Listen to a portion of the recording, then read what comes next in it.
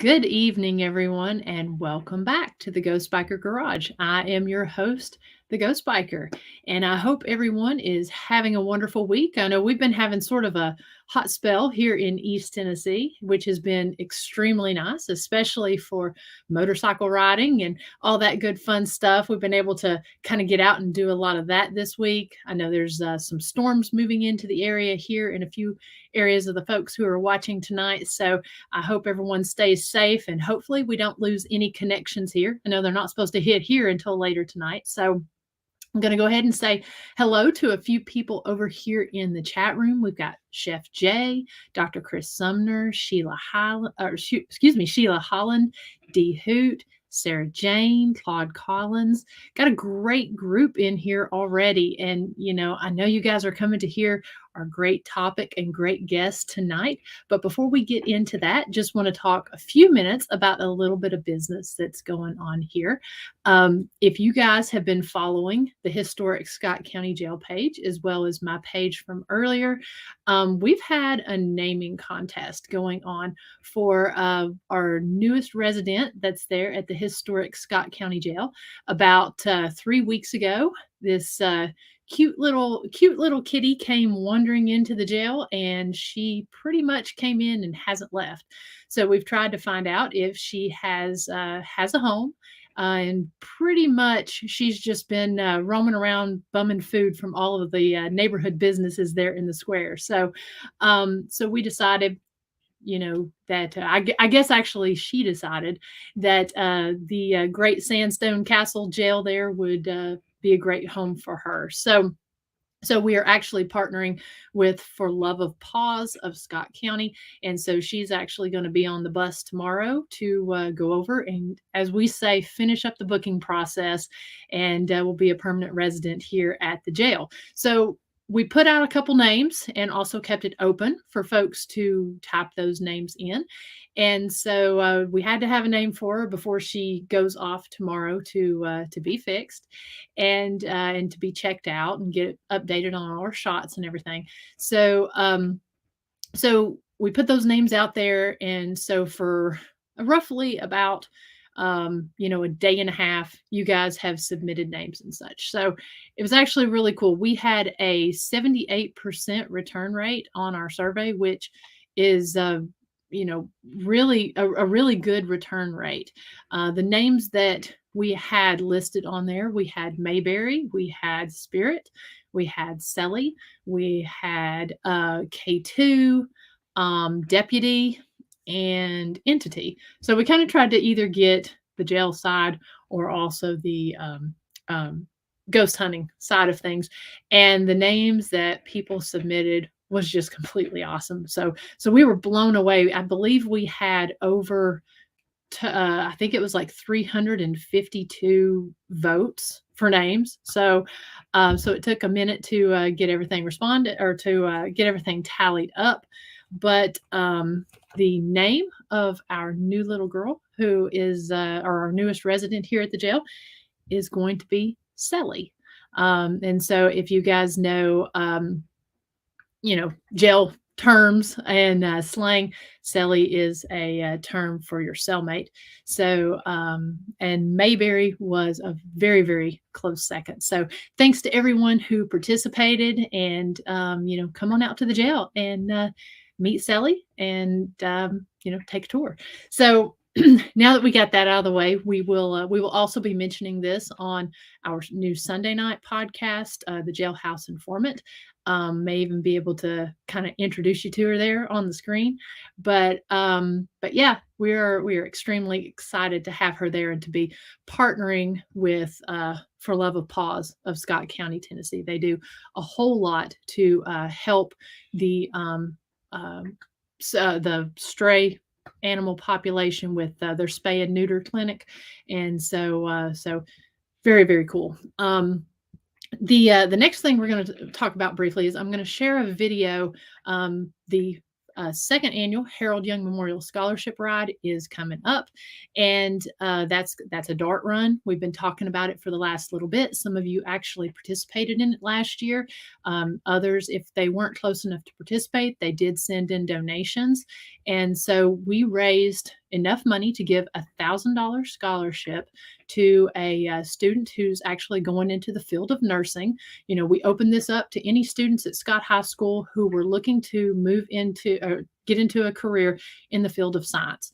And so we ended up having 15 students submit an application for this scholarship.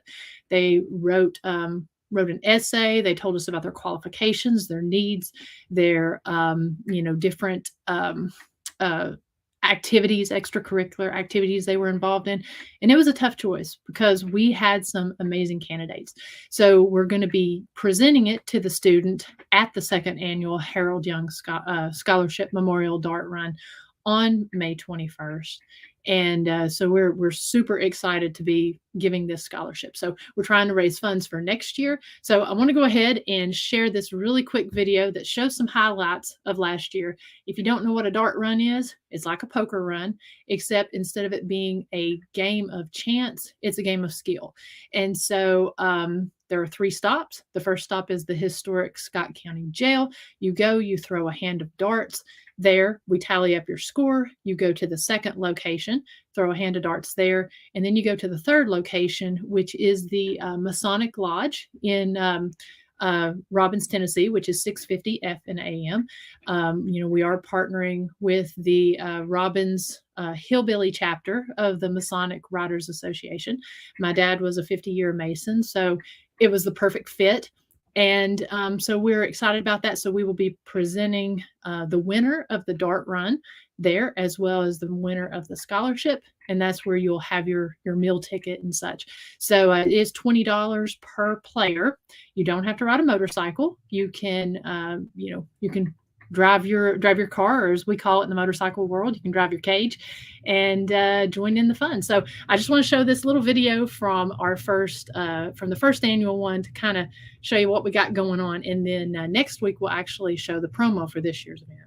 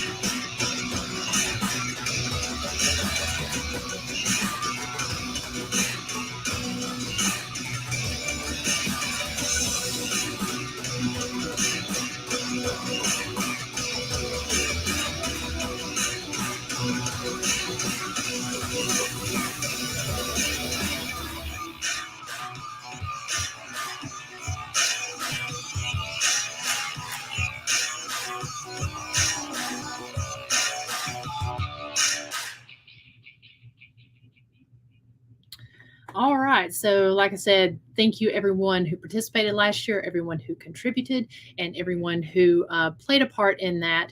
And hopefully, you guys will come out again this year, and it will be even bigger and better than it was this past. So we'll get into a little more about that toward the end of the show. Again, if anyone has any questions, we do have an address that you will be able to send your contributions to if you're unable to attend the event. So we have those posted on the historic Scott County Jail website, as well as under the event on the Ghost Biker Explorations page. So anyway, so we're going to get into tonight's guest because we have a great show. And I've already been getting feedback from people where we promoted the show talking about, tonight's guest. Most people know her because she is part of the hit podcast Paranormally Blonde. She is one of the co-hosts of that. She also does Illusions from the Side of the Road, as well as Haunted Hour. So she is very busy. We're going to be talking about that, as well as her dream analysis, which is something I've always been fascinated and interested in since I was a kid, because I have some pretty wild dreams sometimes, and it's really cool to kind of get in and find out about that. So I'm going to go ahead. She's been doing this for about 30 years now for herself, as well as family and friends. So I'm going to go ahead, pull her on here. We're going to get started. Hey, Deedee. Hi. How are you? I'm doing great. How about you? Good. Well, thank you so much for taking the time to come on tonight. And, I know I've kind of kept you a little busy. I sent you a few dreams to analyze, and I can't wait for us to get into that. But me too. But before we do, why don't you go ahead and kind of tell us about who you are and all the different things that you're involved in? Okay, well, some of you may know I'm on a co-host on Paranormally Blonde, and we're on Monday nights on KUNX, and that's a lot of fun. Don't miss out on that. And I also do on Sundays, I do Haunted Hour, and it's like an old school chat. So you can be totally anonymous if you want, and you can share your paranormal stories, but you got to keep it to a certain amount of words. So you have to be somebody who's not long talking. And then I turned that into a mini podcast for my dream interpretation. And so I call it a coffee break podcast. It's 5 to 7 minutes. I kind of review the Haunted Hour polls, and then I do a dream analysis. I do one a week, and I read the dream, and then I give my dream analysis, which I call it a dream story. So it's not just like a dream interpretation where I'm like, blue means this or that, or this is what I think this dream means. It's more, I read you a story, and it's the story that your subconscious is telling you. So it's like then it's left to you to read it and be like, oh, okay. I'm not going to tell you what you're thinking. I'm going to tell you what your subconscious is telling you. Oh, very cool. Very cool. So, so you've been doing this for about 30 years, right? Yeah, I've been doing it for myself because I've always had crazy dreams that I remember. And so it was like, I started doing it for myself. When I was 18 years old, I used to deliver newspapers, and I would talk to the other paper deliverers in the middle of the night because we'd put them in the newsstands for people who know what that is anymore. And so, I ran into a guy who was much older, and he was really into dream interpretation. He's actually the one that would interpret my dreams. And that's what got me started. And I can't even remember what his name was, but I remember him, and that was really cool. So that's actually what got me started all those years ago. Oh, that's cool, because that's something, I've always been interested in and fascinated with, but I've never sat down with anyone, other than friends. We'll sit down and be like, listen, this crazy dream I had, and then of course we're kind of like, well, I wonder what that means. I've never actually met anyone that did dream interpretations. Oh. And I know you take a lot of time and care in doing this. Yeah. Well, when you send a dream in, I will make sure. I usually do them in the morning. Sometimes I wake up at 4 or 5 in the morning, and that's like the perfect time because I'm like, I guess I'm a morning person. And that's when I tap in most spiritually too, I think, is in the morning. And so I'll read the dream, and then I'll pull out all the symbols, and then I'll go and I'll find the meaning of each symbol. And then I'll start to it'll start to come together for me. And then I'm inspired to write the story based on the words that I got, and it just flows. It's the same with poetry. I can write poetry the same way. I can write a whole poem and I have no idea where it came from. It's like magic, it's the same thing for the dream interpretation. And then when I'm done, I will pull a card I have this dream oracle deck, which I'll show you. And I'll pull a card, and I don't use it the way you're supposed to. You're supposed to lay them all out and pick it by the picture, but I just flip it, and whatever card flips out at me is the one I grab, and it always matches my interpretation, which then blows my mind because I'm like, okay. Well, that proves you're doing it the way it should be done, at Yeah. least for yourself, Right. That's really cool. Yeah. And I just want to remind anyone, if you have any questions over here for myself or for Deedee, please put them in all caps, just so I make sure that I don't miss you. I know we've got a lot of folks over here in the chat room. We actually already have one question here, and it's for Dr. Sumner, and she says, "Where can we find Haunted Hour?" Haunted Hour, the Twitter chat, it's just at Haunted Hour. You can even use hashtag Haunted Hour, and you'll find it that way. The blog is Haunted Hour. I should know this. I think it's Haunted Hour podcast blogspot. It is. It is. I'm actually gonna. Yes, I will pull that up right now because I've got those. I have a few blogs. I get lost sometimes. There we go.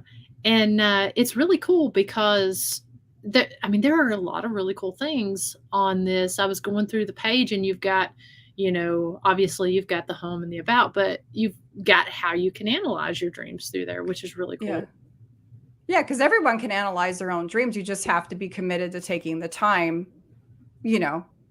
But if you have nightmares and stuff and you want them to end, doing an analysis is going to be your best way to end those nightmares, because you're figuring out what your subconscious is screaming at you, So I guess you've really kind of found a way to maybe to control your own dreams, or at least I guess control the nightmares.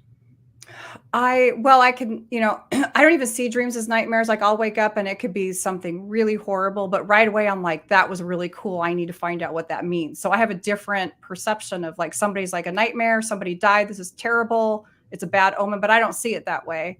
I see it as it's something that's really intense. And so I was dreaming about horned beasts, and a lot of people would be scared and think, and I literally had a dream. It was a pentacle with a horned beast standing around it, and they were trying to make me do a ritual. And a lot of people would be afraid of that, but the interpretation had nothing to do with the devil, So it's you don't have to fear your dreams are all, It's not like a spirit visitation, which I do believe you can have spirit visitations as well. But the dream, if it's just an actual dream, it's fine. It's your mind trying to work stuff out. Nice. And we'll get into kind of talking about that, the differences in a spiritual visit versus, the dream here in a few minutes. We've got a comment here from Belinda. She says, "I was told my medicine would affect my dreams. It's anti-anxiety, and my dreams are weird." I know I've had the same thing. I take a blood pressure medicine, and as soon as I started taking it, it started giving me very bizarre dreams. Yeah. And I kind of took that as, you're kind of changing that oxygen level, or, something for that nature. So do you find that, when you are taking some kind of medicine and it gives you more vivid dreams, does the medicine affect that, or does the medicine kind of seem to still bring out sort of, still whatever's in your, I guess, in your psyche there? It just kind of maybe magnifies it. I think whatever you're dreaming is still something that's coming from within you, and medication can do weird things, just like your brain. If you have brain damage, you can have different visions and different weirder dreams and stuff. So, that can affect it, but I think that it's still your subconscious giving you symbols, trying to give you a story and work something out. So even if they are weird, it's just an opportunity to analyze it. It's not that it's nonsense. It's still, your subconscious. Are dreams ever nonsense from what you're finding, or are they usually almost always something? I think they're always something. That's my personal opinion. I can agree with that completely, because sometimes you'll have those dreams that are just, and maybe we just don't remember a lot of the dream. But it seems like it's kind of short and kind of odd. And so sometimes I wake up and I'm like, what was I dreaming? Yeah. But I guess, mostly it's, like I said, maybe you just don't remember it. Yeah. Oh, I'm sure a lot of it, we don't remember the dream. It's just little things that were so weird that stand out to us. you know? I don't know. Just like some dreams, they change so quickly. Like you're dreaming, you're one thing's going on, next thing you know, you're someplace else. It was like, what did I miss? How did I get here? Have you ever I was reading a story one time about this man that supposedly all these people were dreaming about this particular man.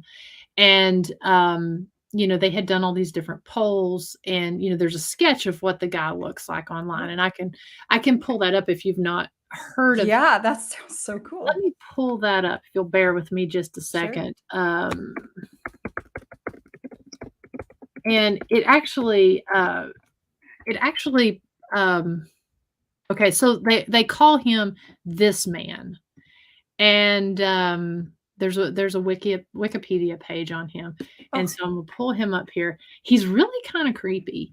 huh. And let's see here. Now I'm dying to know if I've dreamt about him myself. Yeah. Okay, so I found him here. Let me pull him up. And so that actually sparked the discussion as to whether we dream about, like, if we dream about somebody that we don't know, they say you actually know everyone you dream about because the mind can't construct somebody that we don't know. So you may not personally know them, but you may have seen them at some point. But let me pull up this guy here. So this is the drawing of him.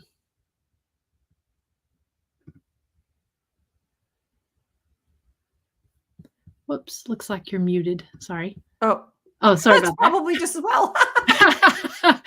What was that now? I said you look like a serial killer. He does, right? I mean, when I first saw that, I thought that was extremely creepy. Yeah. And let me go back to He the looks original. familiar though. Okay. So, so they always talk about, it was the website was created in 2008, and they named it Ever Dream About This Man. And Huh. so supposedly he was a person that they claimed to these people had claimed to repeatedly see this person in their dreams since 2006. Wow. But they were never able to find him in the real world to see who he was. And so they talk about it being trying to determine if it was a hoax or not. Yeah. But it did spark the conversation as to whether the people we dream about, if we actually know them, or if we can actually construct individuals out of our own minds that maybe we don't truly know.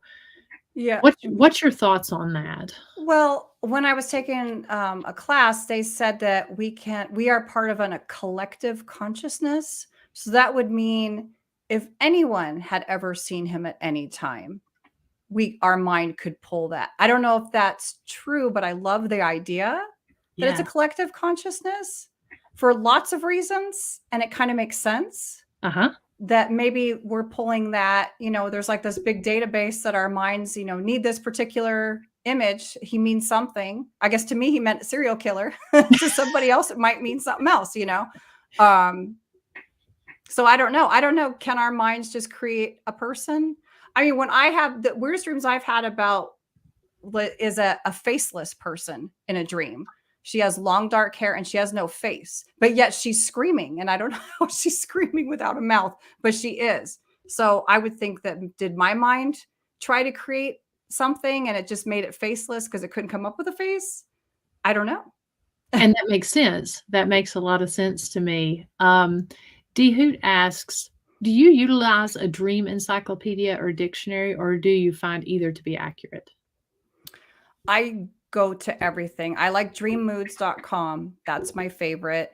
I have used all the dream dictionaries that I find online. I don't use a book, but I don't see any reason why you couldn't use a dream book. Basically, when I'm looking for symbols, I look it up first in dream moods, and then I'll like branch out and look everywhere to see if it's the same. I wait for something to especially when I'm doing someone else's, I look for something that's going to draw my attention, that's the true meaning. And so then I'll grab that one. So I look Okay. everywhere. And I look everywhere until I find the one that I'm like, that's it. Do you talk to the people, sometimes to I guess get maybe because I guess the interpretation could that kind of fall into like with people's personalities or that sort of thing as well. Yeah, I don't ask for any more information than just the dream. Now, some people I do know, and I'm sure that somewhere that probably does influence, I guess. Especially certainly when I'm doing myself. But I did a woman and I didn't know her at all.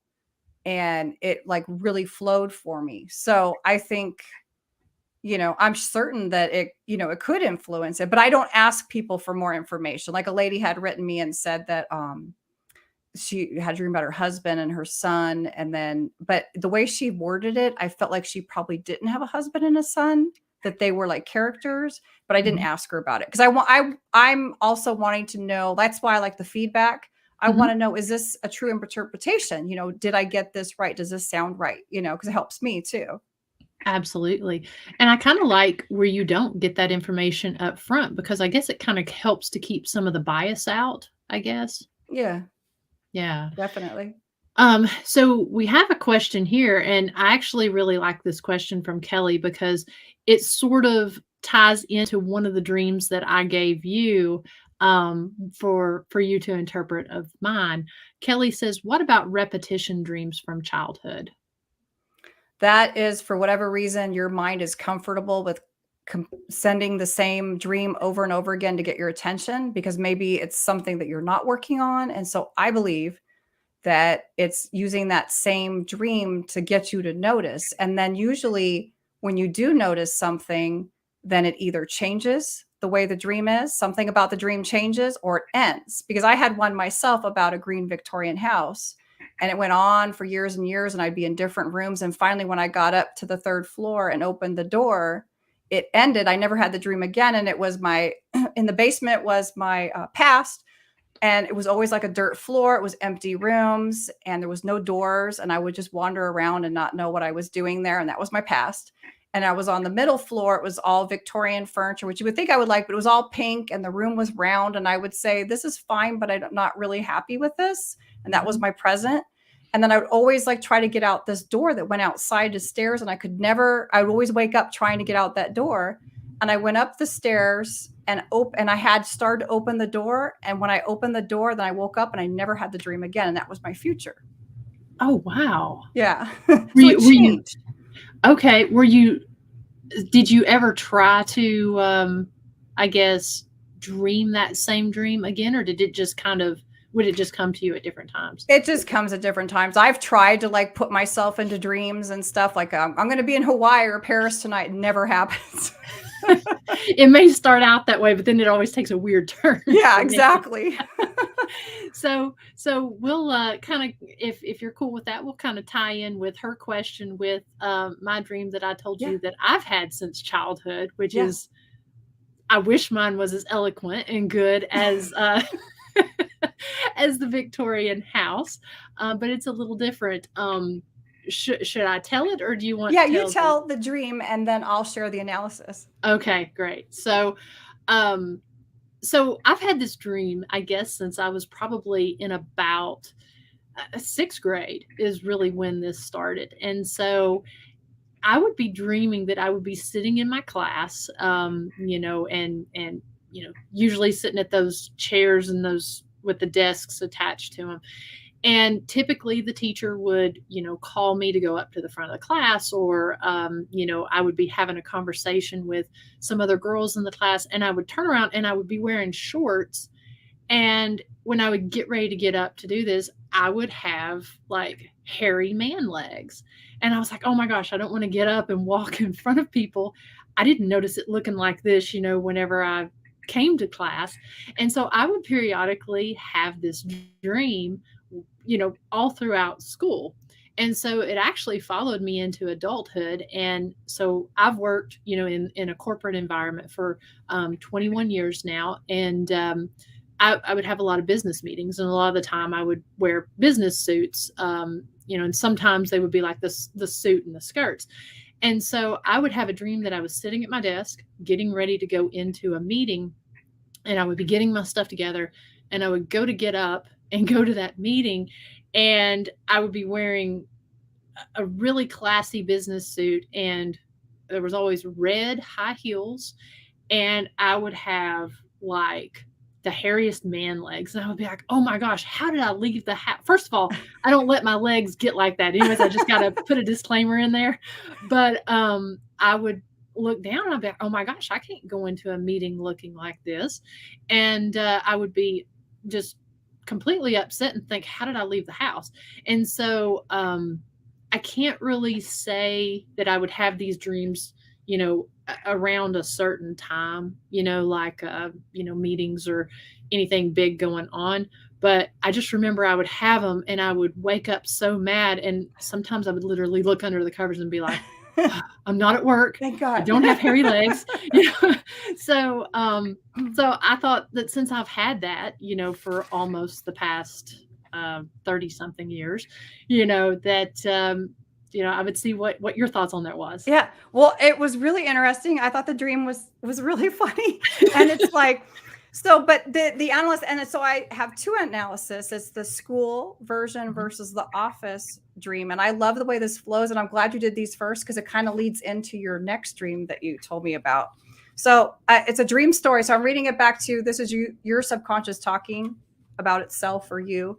So the school dream. As I decide what path to continue with prosperity in my life, I am involved in self-exploration and discovery. As I make progress and navigate through life, I get caught up in my attitudes. So that was the school. Okay. And then we go on to the office, and it's much the same. As I decide what path to continue with prosperity in my life, I am involved in self-exploration and discovery. As I make progress and navigate through life while learning to accept various aspects of myself and integrating them into my personality, I look for signals and hidden messages. My attitude is a need for enjoyment.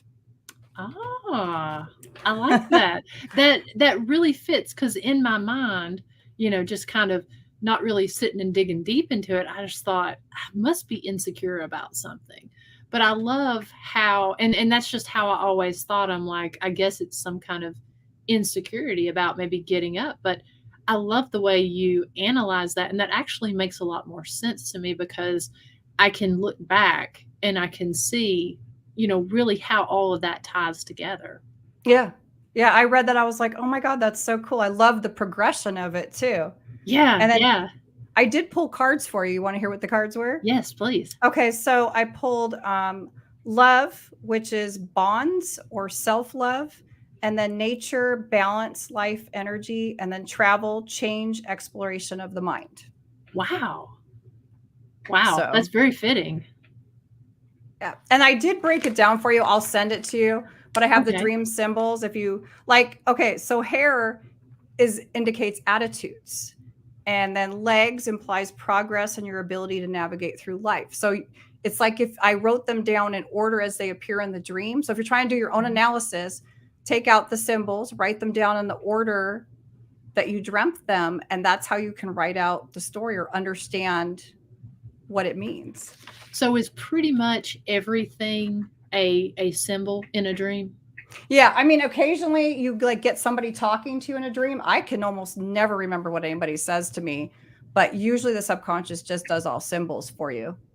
And that makes a lot of sense too. And I totally agree, D Hoot. Who knew all of that insight came from hairy legs? But that's why you got to analyze.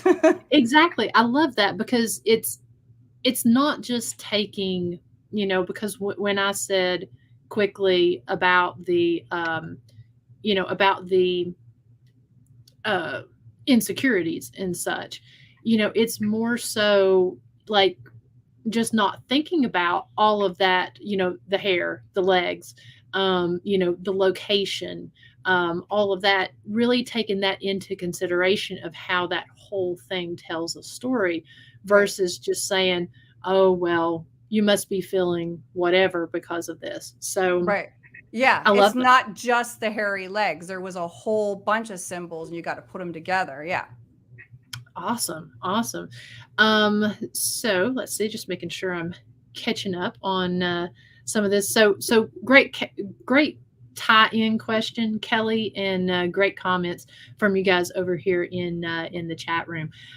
So I also sent Deedee another dream that was one that I had recent, and I didn't know if maybe it was the blood pressure medicine causing it or what, because I do have some very vivid dreams sometimes. And I've tried over the last little bit, because if I don't like either write them down or kind of vocalize them as soon as I wake up, so much gets lost. Yeah.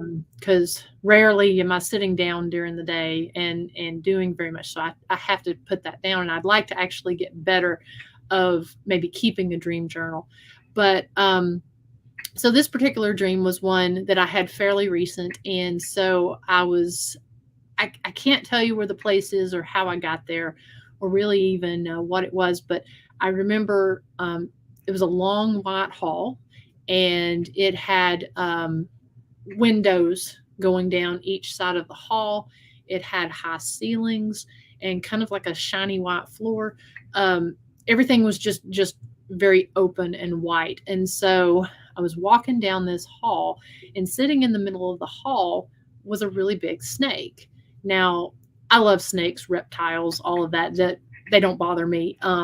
But this snake in particular, it was this beautiful blue sheen, almost like iridescent, but it was very shiny. And I remember in my dream really just admiring the snake. And so the snake was blue, but it had an orange belly. And so I remember, and sometimes with my dreams, they're almost like they're 4-dimensional, because I've been one of those. I do tend to dream in color, and I do also tend to sometimes feel things in my dreams. Yeah. And so I remember I picked this snake up, and I was holding it, and it was kind of crawling, through my hands. I could feel it crawling around my arms, and I was just really sitting there admiring it. And all of a sudden I hear this loud bang. I can't tell you if maybe the cat's got the zoomies at 3 a.m. and did something kind of crazy, but this loud bang, when it happened, it's almost like everything kind of went black for a second, and all of a sudden I can feel things hitting me. And I wake up, or not wake up, but I see parts of the snake laying all in the floor. And so whatever that bang was caused the snake to explode. And as the pieces were falling, they were hitting me. And I just remember at that point, I sat up. Well, actually woke up at that moment. I sat up, and I was trying to catch my breath, and just kind of like, what in the world was that? Because it was quite startling, not the dream itself, but the bang. And so I was kind of curious about, what that was. So I don't know. I mean, it could have been an outside sound that did the bang, and then I don't know, what does that mean if you're dreaming something and it just incorporated it? I don't know. Maybe the banging was going on longer than you knew, and your subconscious was like, oh, this is the perfect time to throw in a symbol there. Right. Okay. So the dream interpretation is, as I move forward with slow and steady progress in my life, I am in a transitional space. I have open-mindedness and feeling that there is room to grow and advance. I see possibilities.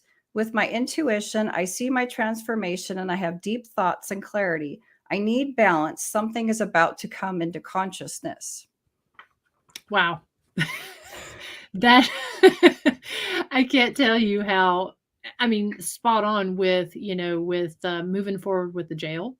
And, right now, as far as, with doing Ghost Biker, with doing the historic Scott County Jail, with living here in the Chattanooga area, half the week living up in Scott County, the other, balance is something that I've constantly been trying to do through meditation and Reiki and different things, trying to get things balanced. And I'm one of those people that crave that. And so that makes a lot of sense to me, especially right now. That's cool. Okay. So then the cards I pulled was mountain, which is elevation, which equals advancing. And then dogs, master, you are the master of your journey. Oh, very cool. So, and then I don't know, a symbol Like windows is possibilities. White, when you dream of white, that's like your intuition or spirituality. Um, and then for the orange, the snake was bounced. And I thought it was interesting because it was like on the underbelly of the snake, and so it was balance. And then the blue is like deep thoughts and clarity. So it's like I loved how even the symbols themselves had symbols in them. It was cool. Yeah, and that leads to the question that Dr. Sumner just asked. She said, "Would the colors be symbolic too?" Definitely. That's a big thing to remember is the colors. Because that Okay. really helps. That really helps when you're doing your interpretation. I mean, if you have no colors, you can still do it.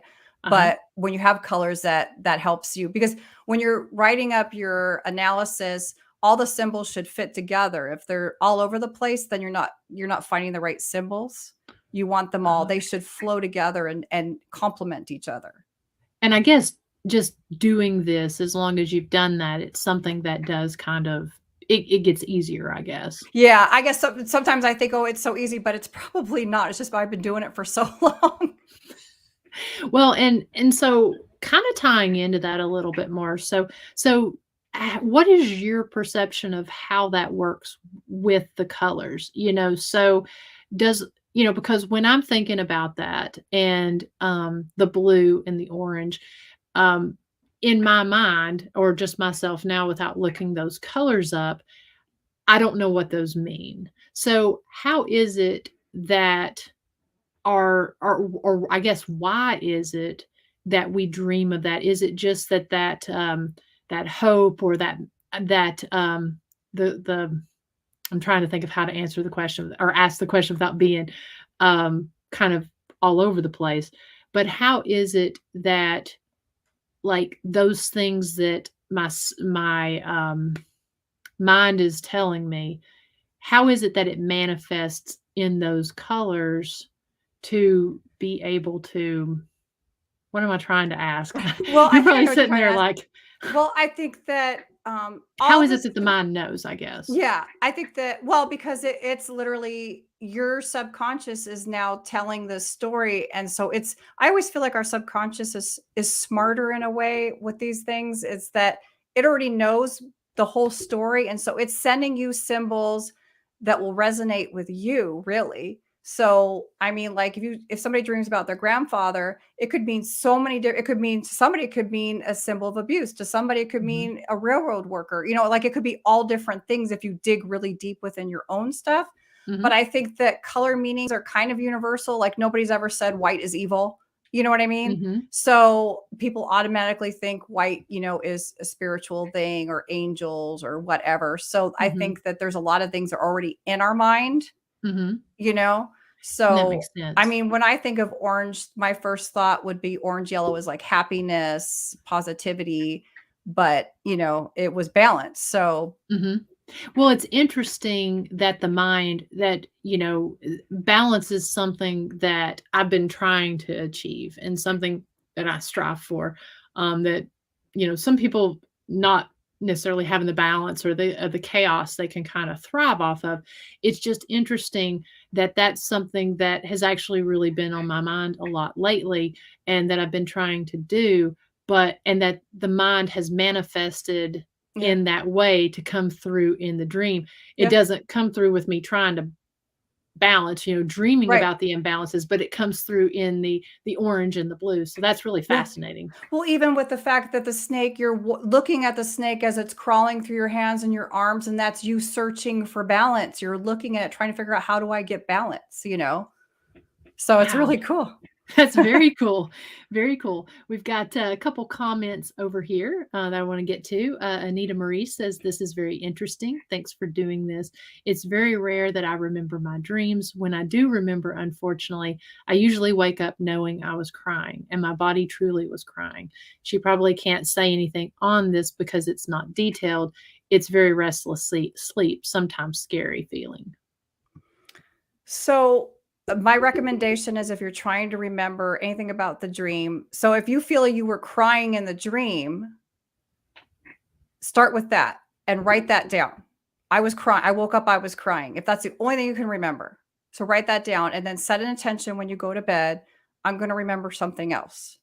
And if you can remember anything, like I was sitting in a room, or just like anything. I was standing on a road, and then you write that down. And as you start to train your mind to remember little tiny things, or even if you think you might have been in a room, like you're like, I think I was in a room, but I can't picture it. Write it down, because you probably were, right? Mm-hmm. And then if you do that every day, or every time you remember that you had a dream, it'll start to like build that skill, because it's a skill to remember your dreams. Because I think our mind wants to just, you either know it or you don't. There's no like, I feel like there's no training within us to really work on the dreams. It's something that people have chosen to do, but I don't think we've ever been taught that that's like a really good tool. And so we're not trained to remember our dreams. We're trained at, when you're a kid, you have a nightmare. Your parents say, it was just a nightmare, forget about it.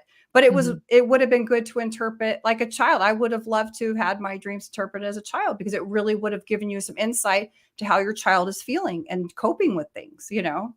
Exactly.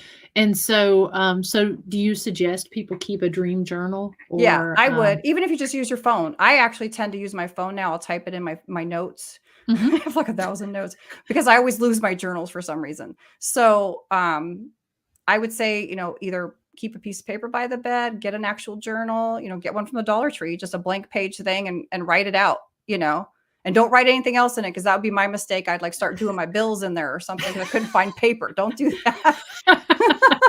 That would really mess a dream up. Yeah.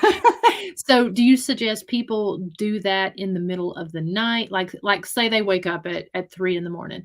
Do you suggest they do that then, or is it best, you go back to sleep and maybe combine dreams? What's a You best practice in your You opinion? should write it down the second you wake up. So the paper needs to be on your nightstand before you go to the bathroom, before you wake anybody else up, and you just write it down Okay. and then do whatever you're going to do.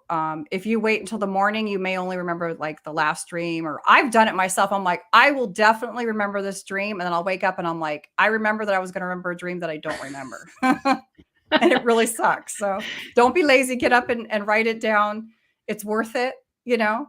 It does interrupt your sleep though. I got so into dream analysis when I was first like training myself that I didn't sleep. And now I still don't sleep right, because I wake up from a dream and I think about it, so So, so something you touched on a little bit earlier that I kind of want to dive into just a little bit. You were talking about spirit visitations.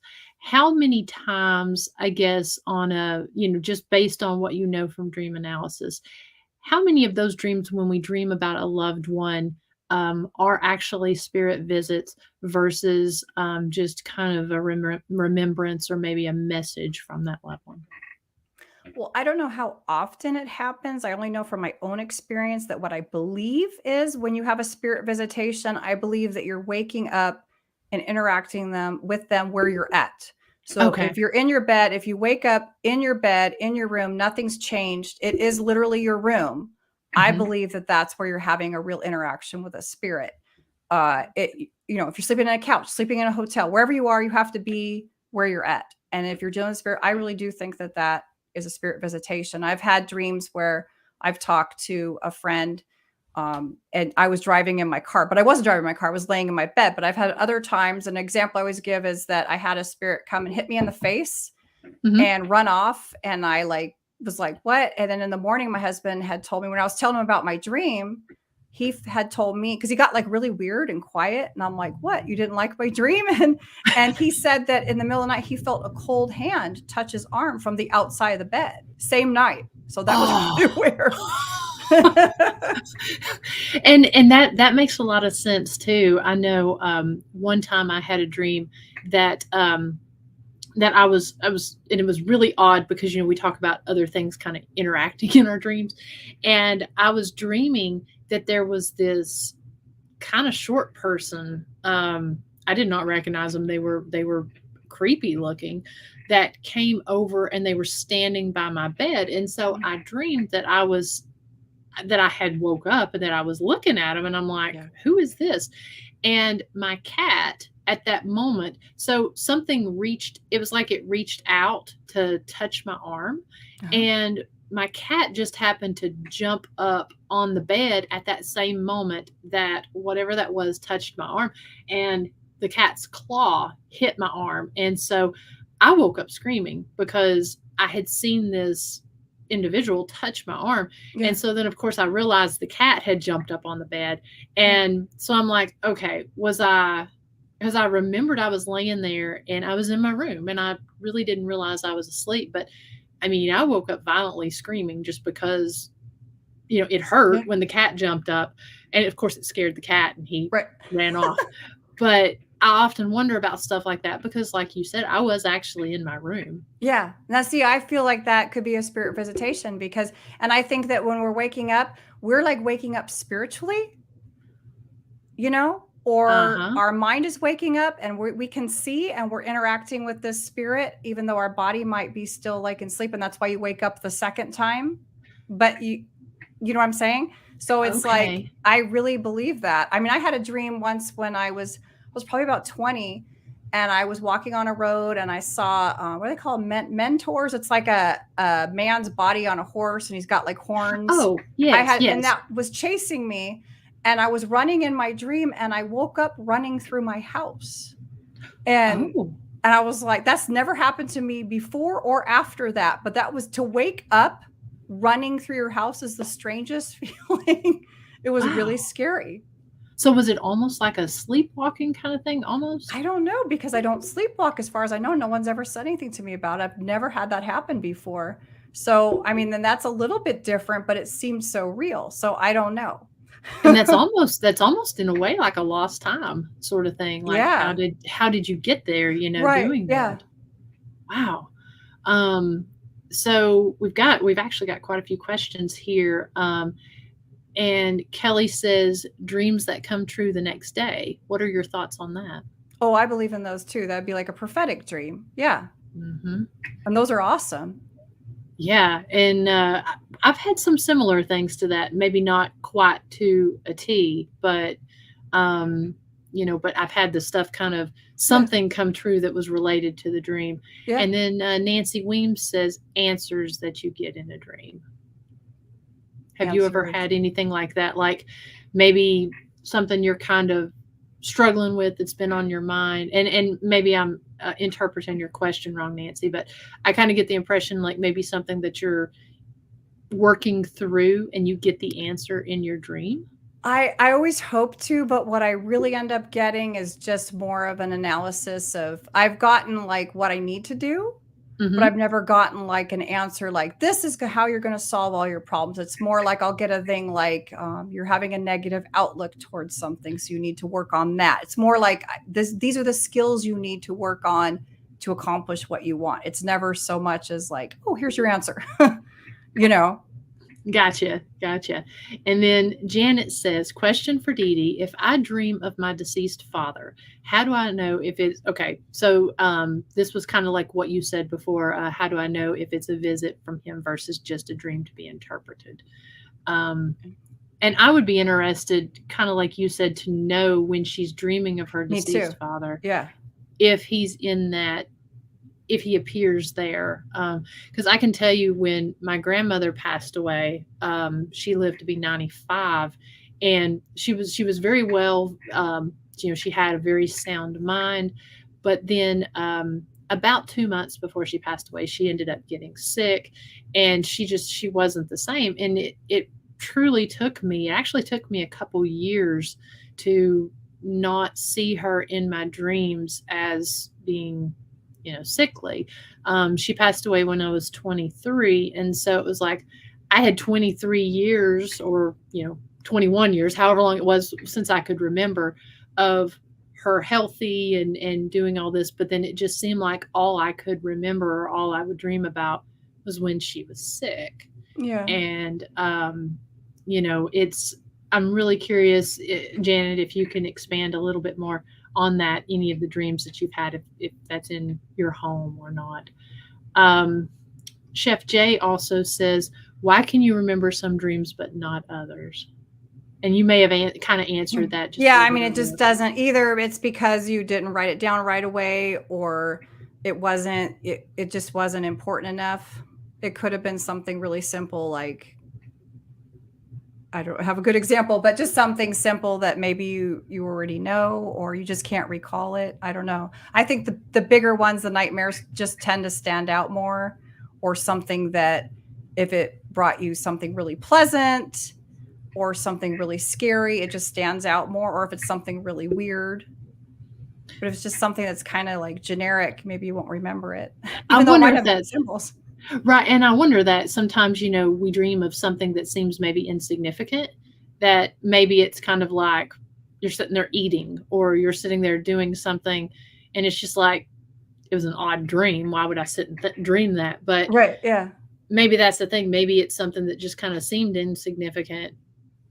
And then it'll come. See, the thing is, if you don't address whatever the dream's telling you, it'll keep coming back with different symbols until it finds the one that gets your attention. So you could be dreaming for Oh, like 2 years and there's like all these different dreams, but they all have the same meaning. And it's your subconscious waiting for you to catch on.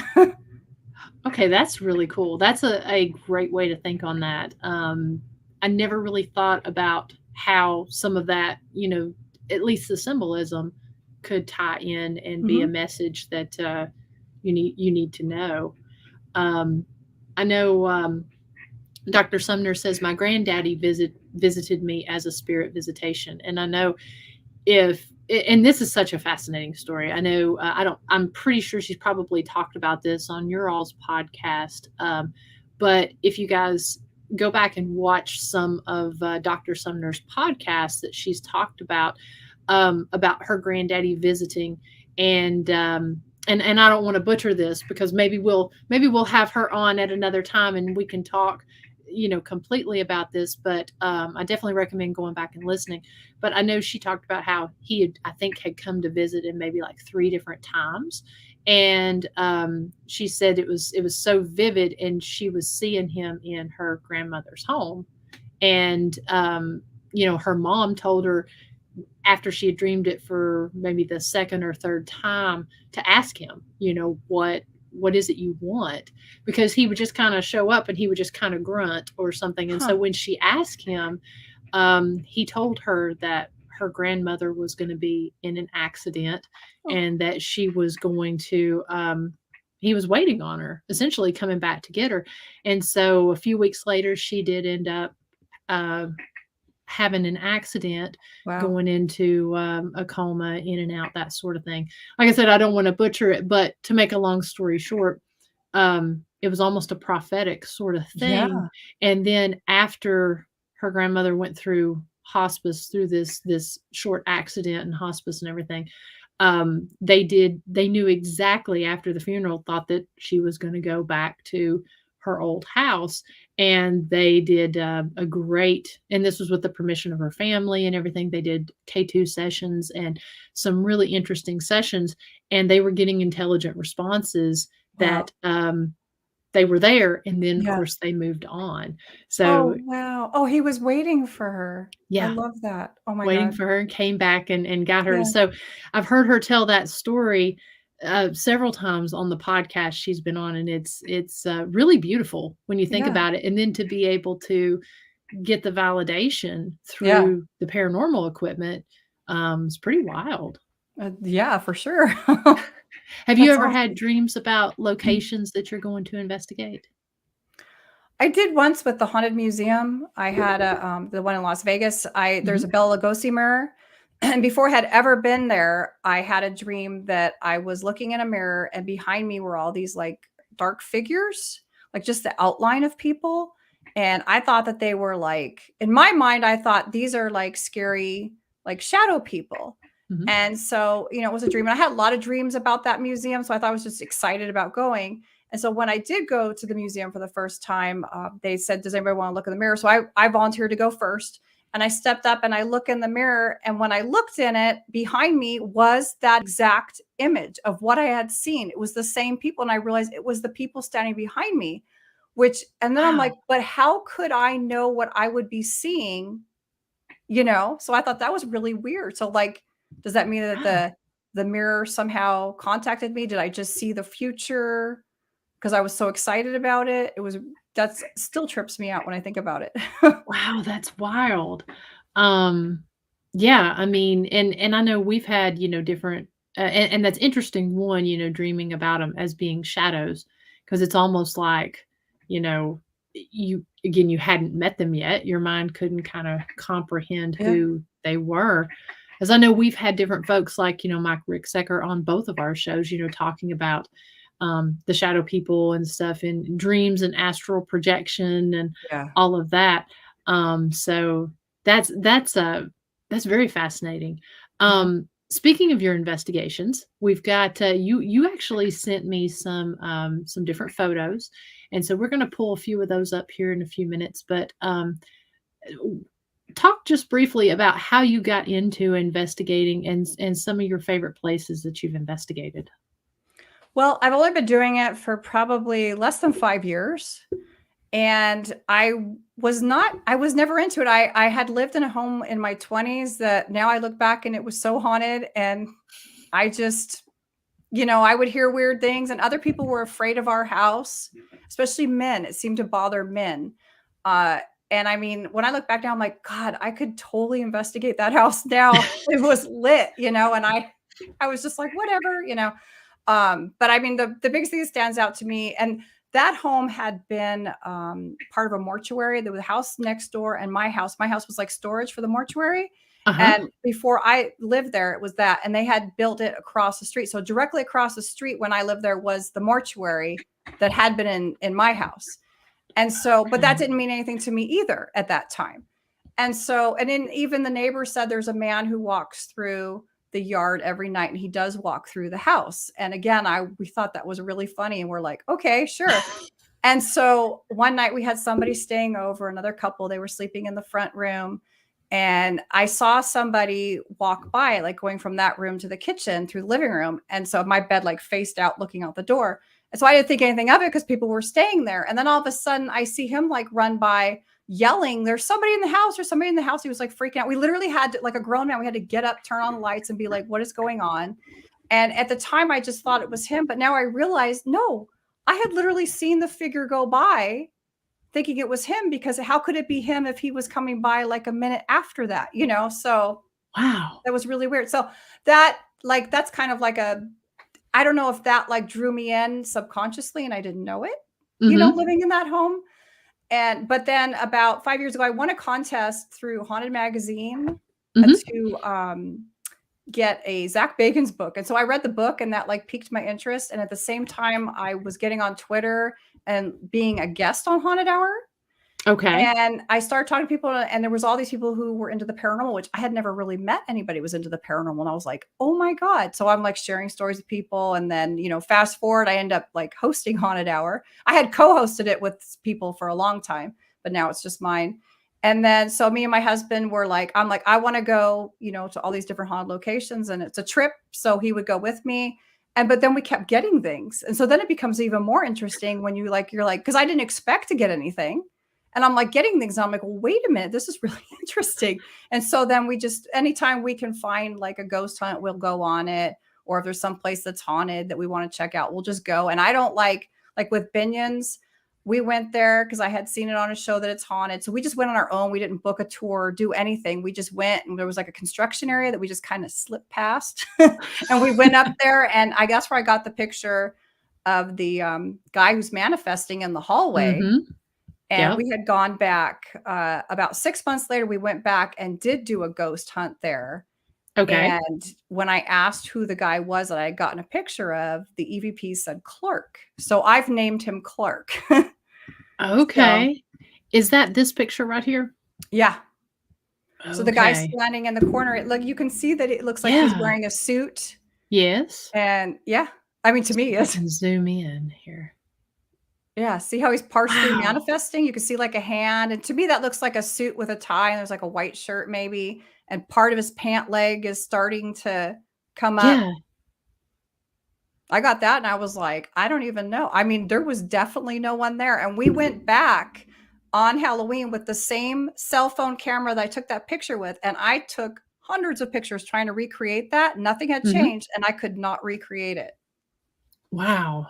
Yeah. Good on you for trying to recreate that, because, I mean, a lot of people I mean, they may Yeah. just kind of accept that as is, but to go back, I mean, that's a great capture right there because you can, when you zoom in on that, you can actually see, Yeah. like a tie and a Yeah. shirt.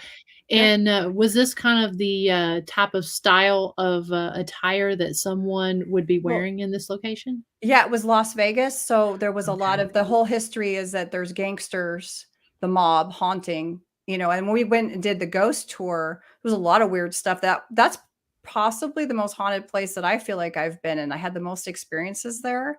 Mhm. It's just a really weird location, and when I was at the Haunted Museum talking to one of the docents there, he said that they called those tours off because everybody complained it was too haunted. I'm like, Wow. "That's a terrible reason to cancel a ghost hunt." Exactly. That's the worst reason.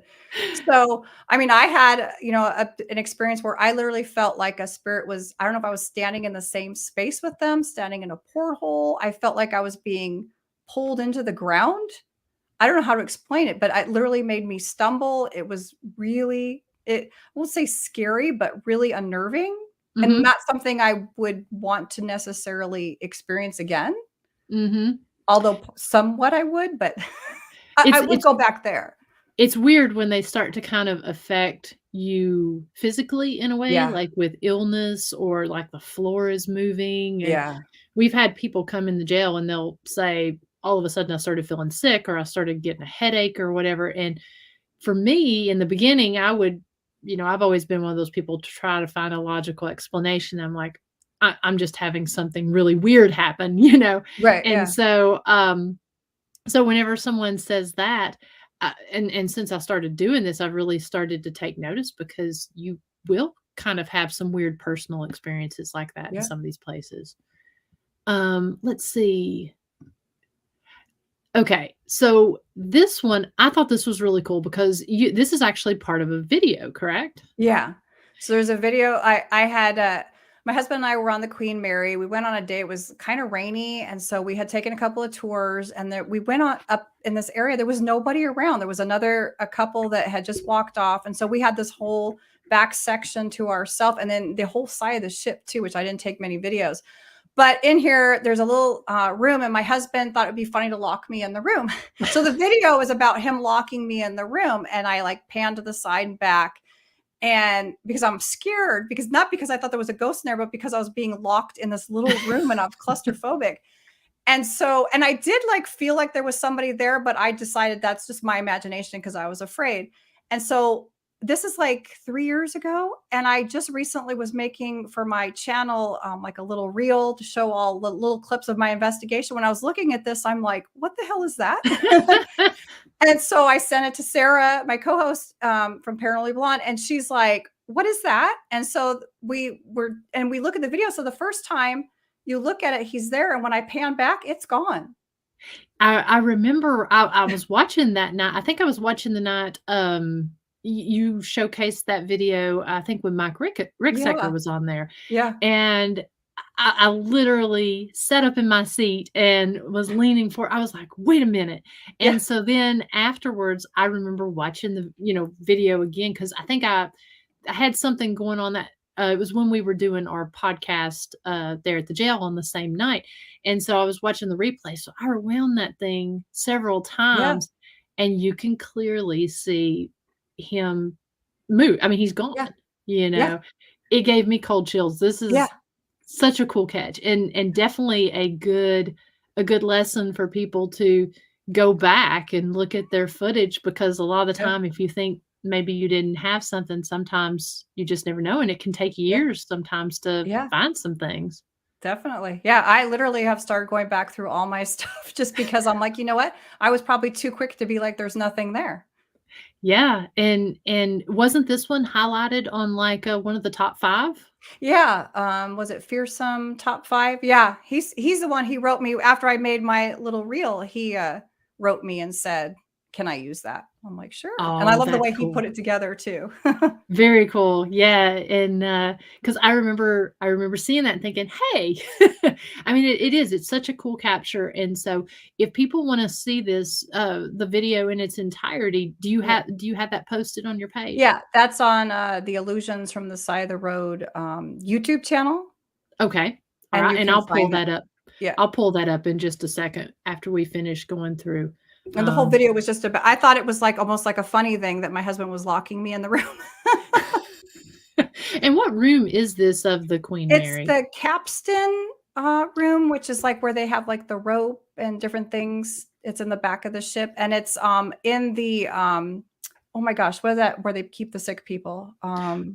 Okay. Isolation ward. So you go into the isolation ward, and in there on the side, there's like a capstan room. There's like a little like big, well, not little. The room is little, but it's a big door that you open, and so you can hear it shutting because like a big Okay. metal door. So there's history with this room for sure. Oh yeah, yeah. It could have just been somebody who was working in the room, and they're like, "Who's this lady?" Yeah, it could have been a residual sort of thing, or they could have been Maybe. like, yeah, Again, like, I who is want to go she? back. Exactly. And so, so here looks like an SLS capture. Yeah. So my husband made an SLS out of our old Connect thing that we had for the kids. And so we were in our house and I thought, oh, let's just try it out. And so we were doing like an EVP session. And then this came up and so Sarah was saying that it looks like the guy's like, hey, lady, like he's Yeah. just kicking back in a really weird way. And I've always been compelled by that, like Mhm. because and this would have been after, and everybody, psychics that tell me that Clark is here. So I don't know. It's like, is that Clark? I don't know. Very interesting. It's interesting how he's sitting because, I mean, yes, on these because I love my SLS, and sometimes you can get false positives on some of them by, Sure. like with columns of doors and that sort of Yeah. thing. But that looks completely wide open and looks like he's just kind of lounged back, What enjoying that the is, I conversation. think, is my papasan chair, like the big, and it's Ah, like, but it would be like the big, he'd be sitting like real, like actually sitting on the sitting in the chair. papasan chair. Yeah. I had that happen on the suicide chair at Willow's Weep, which was interesting to me because very rarely have I captured one like just kind of sitting chilling in a chair. Yeah. And I caught one laying on the floor and then also caught one sitting in the chair, which I thought Wow. was pretty fascinating. Yeah. Yeah, It makes you and wonder if they're just sitting around looking at us like these people are really funny. Exactly. And then I'm gonna also go ahead and pull up your illusions from the side of the road because we got a lot of folks over here in the chat room talking about, some of your different captures, and, we wanna let people know where they can go and find some of these if they wanna catch up. So you've got the blog post for Illusions Right. from the Side of the Road, Yeah. as well as your YouTube channel, correct? Yeah, I think you can find the YouTube. You think I'd make it easier, huh? Well, I mean, if you click on Yes. that YouTube video, oh, watch us. Yeah, that'll Yeah, take you there, and then you can just click on the. I think you have to click on YouTube though, there we because that's go. another investigation we did at the California Theater in Uh-huh. San Bernardino. That was a really interesting place. Okay, and I'm thinking it didn't pull because it pulled it up in a separate window. Let me actually Yeah. reshare it. Oh, It's funny because the way, StreamYard does things, it's like if it opens a separate window, there we go. yeah, that was an interesting ghost box or session that we did in that theater, and they seemed to answer my questions just like I was asking. And there was another couple there. We were on a ghost hunt, like a public ghost hunt. There was probably like 12 of us, Mhm. and my husband and I went to one side of the theater, and everybody else went to the other side. And this couple was with us, but they didn't want to ask any questions. Yeah, that seems to be kind of how it goes sometimes on those hunts. Let's see here. There we go. Yeah. Okay. So, okay, cool. So it looks like people can go and they can watch, some of your past investigations and some of your travels, Yeah. as well as, your different dream analysis. Yeah, I put my dream analysis up there on that one because I'm like, I do not need another YouTube channel. Oh my gosh, you can get, like, so many social media pages that is Yeah. just insane. Still paranormal. I'll just combine it. Exactly, exactly, and so why don't you go ahead, we're getting ready to wrap things up here, so why don't you go ahead and we do have the stuff in the show notes, but let people know all the amazing things that you're involved with and where they can watch and, find some of your different shows. Okay, well, Paranormally Blonde, you can find that. If you just Google Paranormally Blonde at this point, I think you'll find us. But we have a blog also. We have, if you go to KUNX, you'll see our show there. If you just go to Paranormally Blonde on YouTube, we have our own channel, which has all our episodes for the last like year and couple of months. And then there's Haunted Hours on Twitter. And then you saw that the dream analysis is on the YouTube channel from Illusions from the Side of the Road, which also have investigations for probably 3-4 years worth of investigations. There's not that much.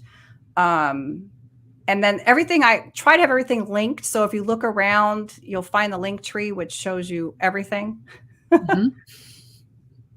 Yeah, it looks like from on the Illusions from the Side of the Road, you can go and you can look down there on that side menu. It will take you to the YouTube channel and take you to the others. So, Okay. And if somebody is interested in having one of their dreams analyzed, what's the best way for them to reach out to you?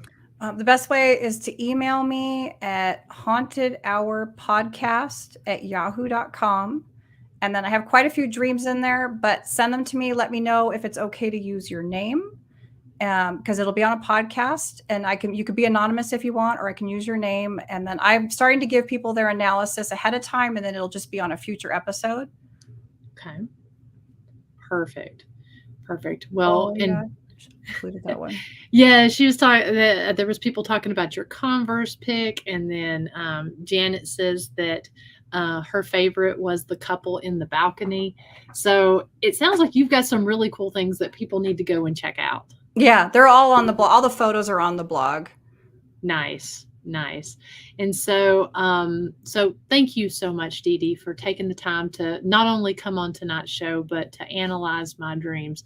And it's always a pleasure anytime I get the opportunity to chat with you, because you're just such an amazing human being. So you too. Thanks for having me on. Thank you. Absolutely. And thank you all so much over here in the chat room for, sticking with us with your great questions and comments. I'm going to go ahead and pull you out for a few minutes, Deedee, and wrap everything up. Just go over a few last minute things. And if you're not busy, we'll stick around for a few minutes. I'll tell you goodbye. But just hang tight with me for 1 second here, and I'll get back with you. But again, thank you all so much for sticking with us tonight. Just kind of checking the calendar here to see what's going on next week. I know we've got a whole lot of things going on with breaking in here into May. Seems like April just kind of flew by. Next week's guest, and hopefully this will make it, because I've been trying to have these guys on since the second week of January. The guys from Fallen Hour podcast, they are going to be my guest next week. And we're real excited about that, because they were supposed to come on then in January, but they had some sickness going on, so we had to reschedule. And then I had them scheduled for back in early April. And then, of course, my sister ended up having her tongue surgery. And so I was staying with her, so we had to cancel that show. So thankfully, those guys, they are going to be coming on next week, which so excited to have those guys on, because they have some amazing stories. And then the week after that, we have Rick Warner, and we're going to be talking about ufology. And so I know he's got some really cool, interesting stories to share with that. So we got a full schedule coming up, still doing a little booking for the end of June and the middle part of July. So we're trying to get all of that scheduled, and we'll have that up. Flashlight tours, ghost hunts, and we're starting the ghost walks at the historic Scott County Jail. We've got May and June up there on the calendar, and we'll have possibly some dates in July put up as well.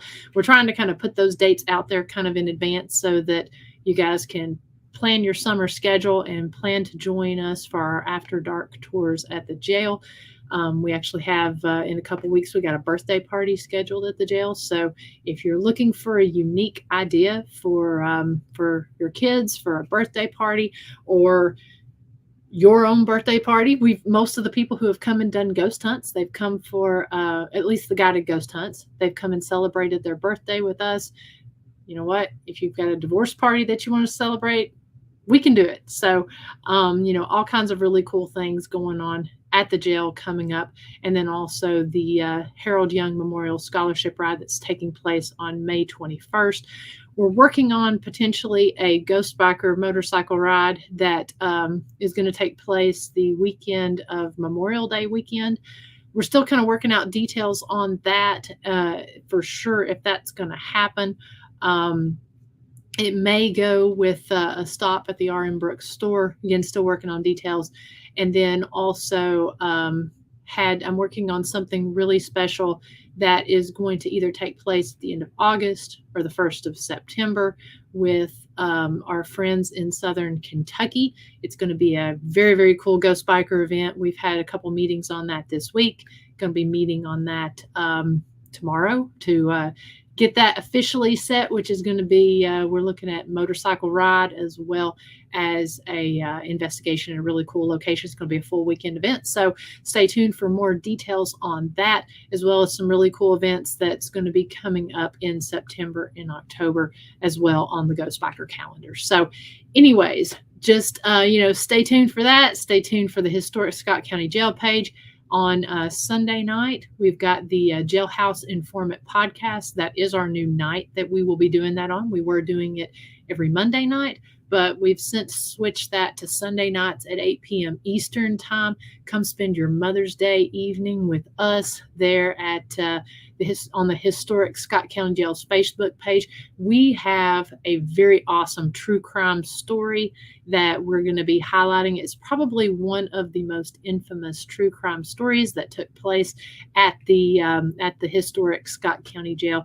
So we're going to be talking in depth about that, and we are extremely excited. We think you'll enjoy it. So that'll be 8 p.m. Eastern Standard Time on the Historic Scott County Jail Facebook page. So until I talk to you guys either Sunday or next Thursday, have a great week, and I'll see you soon.